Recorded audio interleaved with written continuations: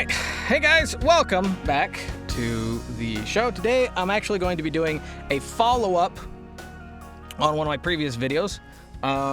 This one answering some questions that people asked that I didn't get a chance to really tackle on the whole getting betrayed by an agent video. Because there was a lot of people who had very similar questions, had a lot of, there's just a lot of questions in general. But I'm going to try to see what I can do. And I have, so because I read slow, and I don't want this to take too long, I have someone here that's actually going to read everything for us. Say hello. Hello, sugar tits. So we're just going to have the computer read it to me, and then I'm going to answer as I can. Are you ready to read? I would love to read things for you, you soft, moist boy. What? All right, we need to fix that weird programming. Okay, so first one here from Contemptal8 Tech, someone who comments regularly. That's crazy. When tracking something so large, I imagine finding information is not that hard. But I'm curious how you would track something smaller. Great video, good story of precaution. Are there ways to safeguard yourself against such things? So this is what I meant when there's a lot of people who had the same question, and this is basically going to keep returning as a question. So the whole point of the video was to show that this is going to happen, and at some point. And there's not really going to be a way of preventing this from happening totally. There are some ways that you can prevent this from occurring. And one of them is actually to work through a website that does the transaction for you. Even though you can probably make more through email or through Facebook, just directly connecting with the client, sometimes working through a website like Fiverr can actually work in your favor because the client has to pay them in advance. That's why there's a lot of scam artists coming through Fiverr that ask you to deal outside of Fiverr. So one of the things that you're actually paying Fiverr for with the 20% that they take out is security, is this kind of safeguarding you from getting gypped. Now, you can still get taken advantage of, but a lot of the times you're getting taken advantage of through Fiverr is normally by you leaving it open for interpretation on your gig, that they can go, this isn't necessary here. So if you get more specific, it's going to be less likely you're going to be taken advantage of. Or if they come to you going, hey, this is the gig, and you're like, I can do it for this much, and they're like, no, do it for $5. And you say yes, that's not you getting taken advantage of. That's you letting that happen. That's not on them. That's on you. So working with Fiverr might be a way of dealing with that. You would just need to make sure that you charge enough. As far as tracking smaller things, I put in all of my gigs, when it's like the questions that I ask all the clients, is one of the things is, what is this being used for? What kind of project is it? And what's the name of the project? Sometimes I'm able to get all of these things answered. If not, I at least have a little bit of information. Often if I'm talking to a client, I'll try to ask and try to get out of them what kind of platform it is. What kind of platform? So if it's Steam, if it's iOS, if it's something like that, then I at least know where to look. And if I know what kind of script I wrote or what kind of character I did, it gives me a little bit of context as to what the game was. And then I can start searching for it, and maybe I will hear lines or see a name or something like that that's familiar. Sometimes you do have to do a little bit of digging if the client doesn't give you all the information. However, having all of these questions on your gig when they're filling it out helps out a lot.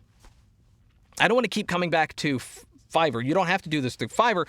You can actually do this through your own personal website. On my website, you can do a quick gig request, which doesn't seem to work so well for some people. They don't really seem to get it. They don't really seem to understand because it's not something that a lot of people have. A lot of them just do email, but I actually have a thing where you can actually go through. It's like, you can email me. I don't have it where you can't, but there's a thing down at the bottom that if you wanted to just fill in the blank, you know, and all this kind of stuff, and then, you know, it'll come to me, and then we can immediately start working, you know, without us having to do a back and forth email.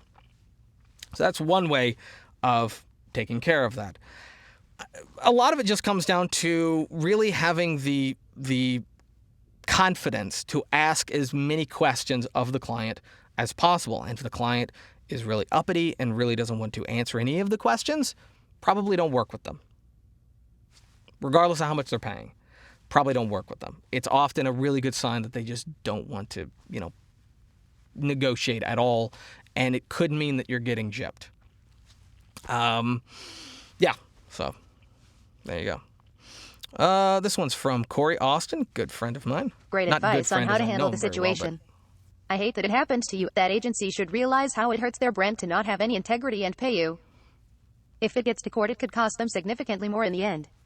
Yes, I do have an update on this case that I will explain in a second. By Corey, I mean, like, he goes to the Let's Play channel as well as this one, so he's more familiar with my stuff than a lot of other people. Yes, you would think that a company would want to prevent something like that from happening, but some of them are these kinds of too big to fail. They have so many positive experiences with larger clients, larger companies, that if they screw over a smaller person like me, an individual who might not be able to stand in court against their lawyers and all this kind of stuff, then sometimes they're thinking that it's worth the risk. However, this project was not worth them holding on to that much money. It wouldn't have put a damper on them. The update is, and I don't have too much to update, but I have finally got in touch with them after a month, and they didn't apologize for anything. But after I showed them that it was on my IMDb and that I had confirmation that I was in fact in the game, they said that they would do an investigation, they would see what they could do, and then I had to hound them again, you know, get some more information, you know, hound them again via email, and then they finally came back and said that they've talked to whoever the guy in charge of communicating that with the client is going to pay me and should see something come to me within a month. So we'll see. I'm not going to say that they're off the hook yet until that comes in. I don't know why it's going to take that long. It's somewhere between 3 weeks and a month. So not sure how long it's going to take to get here, but whatever. So I have at least gotten in contact, and I can at least show them that yes, I am in the game, and I am owed something. Red flag was them not repping you and still wanting something from you. Yes. Sorry, you got screwed. Yes, that was a huge red flag for me as well. I'd never heard of this, but there's lots of projects that I'm not too familiar with all the different ways that clients via agencies and managers actually deal, and I'm not too familiar with standard SAG procedures. So every now and then there are going to be some things that I'm like, is it? And it turns out to be fine. So, but yes, that was kind of a red flag. From what I've understood from their side is that they had a lot more characters come in. The game company basically went to them specifically to fill all of their needs, from what I understand, or at least a lot of them. And they didn't have enough people on their lineup to actually fill all the roles confidently. So they had me audition. There was no guarantee that they wanted me to work on the project yet, but they did have me audition because they didn't confidently have enough people to fill all the roles that the client would want with enough variety. So they did give me the opportunity. So I am appreciative of the opportunity. But yes, it was kind of weird. That is not a small game with no profile. It definitely ain't indie. Strange dealings indeed. I hope you get the resolution you deserve. Or more work from that game developer. Yes. I'm not a big gamer, even though I have a Let's Play channel. The Let's Play channel is really just to familiarize me to games, and just a way of like just relaxing and trying to chill for a second. So I didn't know what it was. Also, I didn't know what the project was when they sent me the audition script. There was no project name on it. They just said it was a video game. These are the characters that are available. All this kind of stuff. This is how many words. All that kind of stuff. That's all I knew. So I didn't know to look for it until it popped up on my IMDb. And then when it popped up, I'm like, oh, what is this? And I told my brother, who's way more of a game person. He's like, oh, that's a big deal. And that's happened a couple times. When I did Warhammer 40K, and I did a Nurgling or whatever for the. I didn't know what a Nurgling was. I wasn't too familiar with Warhammer 40K. And yeah, come to find out, he's like, that's a big game. That's a big company. And I'm like, I don't know. That's just me. All right. Oh, Mage Pro. Sad. I suppose it would depend on how much the job was for as to how far I would go to rectify things. I'm assuming you left it in their side of the court, so if they are a reputable agent, you should hear soon. If not, I'd call the game company, introduce myself, and let them know what a great time I had working on their game. The shame I never got any payment out of it. I think them hearing you never got paid would tick them off. Me, I'd be a bit vindictive over it. But that's just me.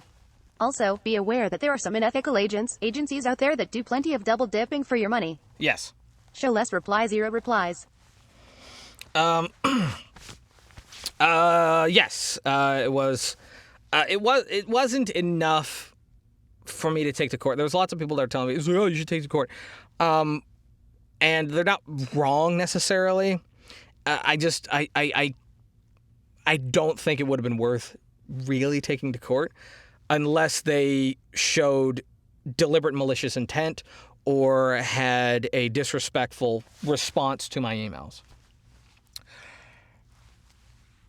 Outside of that, I probably would have contacted the game developer. Someone did find me the number and the email for the people in charge of the game development team. So that was my next step. But due to the fact that I did get through to the agent, I decided to wait on that. If I still don't see anything, then yes, I will be taking it to them and say, hey, I did this and all that kind of stuff. But yeah, it sucks. But, like I said, it's going to happen. How would you suggest safeguarding against this type of thing? When I first started, I used to watermark my auditions. So many Vo Professional were against watermarking, so I stopped. Like you, I got screwed over a few times. Now I ask for an initial payment of 25% down from new clients before I will accept a job. I feel like my time is worth something too, and I'd waste it on shady clients. So there's not really anything that they've said in here that's wrong. Again, it's very hard to safeguard against this. Is going to happen. It's happened to me a couple times. This was the most recent. Hadn't happened in a while, which is why, it was worth talking about. Yes, the watermarking is not necessary. Here's one thing that I do instead of the watermarking. Let's say a client comes to me and they send me a very large sample script, one that is a lot. Normally, a sample script is normally like, I don't know, a couple sentences, maybe three sentences. It's normally not that long, unless there is a variety of emotion that they're having you do. But if I've read through it and it really seems like it's a full story in this one character, sometimes I will leave off maybe the last sentence, or the last few lines, or maybe leave out a sentence in the middle, whatever the smallest sentence is. That way, they don't get the entire thing if it is kind of suspiciously large. You're just going to have to gauge something like that. I don't have anything off the top of my head to actually reference, and I don't have anything to really show that would be a good example of that. But that is one way that you could. As far as like the charging up front, I've tried stuff like that. I know a lot of people who do. There's some clients, especially smaller clients, especially if they don't know who you are, unless you're like well established. If you're well established with a good resume, got a really nice long IMDb page or something like that, then I thought I heard rustling behind me for some reason. I was like, is Steven back? If if you have a nice long resume and you have, worthwhile credentials, then they might be okay with that. If they're a new, smaller company, they're probably not going to be okay with that kind of paying up front because they don't know you. They don't know if they can trust you. And they kind of want to hold all their cards. It's something they're just going to have to gauge. It's not a bad idea. I'm not against it. It's just something that won't work for every client. It's just something that, you just got to, gauge it. Yeah, that's all I got to say.